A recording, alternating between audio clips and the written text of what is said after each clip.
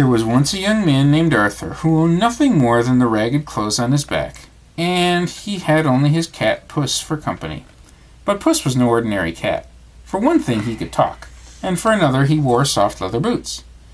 "Life is hard," sighed the young man, "but at least there's no pesky homework." "Do not worry, Arthur," said Puss. "If you follow my advice, you will make your fortune." Arthur knew the cat was clever, having seen him catch mice 12 different ways, but he couldn't imagine how Puss could make him rich. For several weeks, Puss went out and caught rabbits and ducks every day. Some of his catch he shared with Arthur, the rest he took to the king, and with every gift he always included a note, with the compliments of the Duke of Lakewood. One day, when Puss learned that the king would be passing by the river, he told Arthur to go for a swim. "But leave your clothes hidden under this bush." "Even my underwear?" asked Arthur. The cat nodded. "Yes, even your underwear." "This is so embarrassing," said Arthur. But he did as Puss told him, and enjoyed himself paddling about in the reeds. Soon the king's coach came down the road, just as the cat told him it would. The king and his daughters were inside. Puss ran out, waving his paws. "Help, help, help! My master, the Duke of Lakewood, is drowning!" The king recognized the cat, who was always bringing him gifts. He ordered the coach to stop and pointed his servants in Arthur's direction. Now, Arthur was a good swimmer, and in no danger at all, but following the cat's instructions, he allowed himself to be rescued. "Uh-oh, I don't think that the Duke has any clothes," said the princess, who was quite good. "Oh, no!" cried Puss in Boots. "A band of thieves must have stolen them while the Duke was swimming." "How terrible," said the king. He immediately commanded his servants to get the Duke something to wear.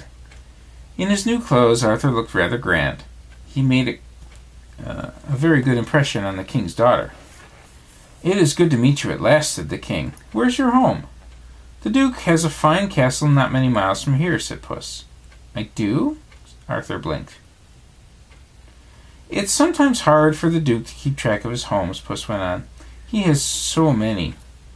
Perhaps after you've rested you would like to continue on there for dinner." "Excellent," said the king. "I'd like nothing better." Arthur might have objected to this, but he didn't.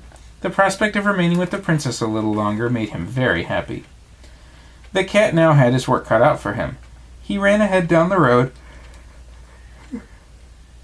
until he came to the grand castle he had told the king about. It was really the home of a feared ogre who had magical powers. The cat knocked on the door, and the ogre let him in.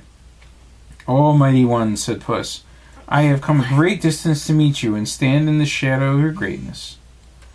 The ogre smiled. He liked the way this cat talked. "I have heard," Puss continued, "that you have a gift of being able to change into any animal you choose." "See for yourself," said the ogre, and in an instant he became a huge, fierce lion. "Goodness," said Puss, who was somewhat relieved when the ogre returned to his original form. "Such a sight was worthy of my journey itself. But I wonder... never mind." "Oh no, tell me," the ogre insisted. "Well, I was wondering if you could also take the form of a small animal, one quite different from your actual size." "Of course," boasted the ogre, and promptly turned himself into a mouse. "Very good," said Puss. Then he pounced on the mouse and ate him up. By the time the king's coach arrived, Puss had a delicious feast waiting for them. It is said that the Duke of Lakewood and the princess were later married, but if so, Puss had nothing to do with it. Some things, he was heard to observe, have to happen on their own.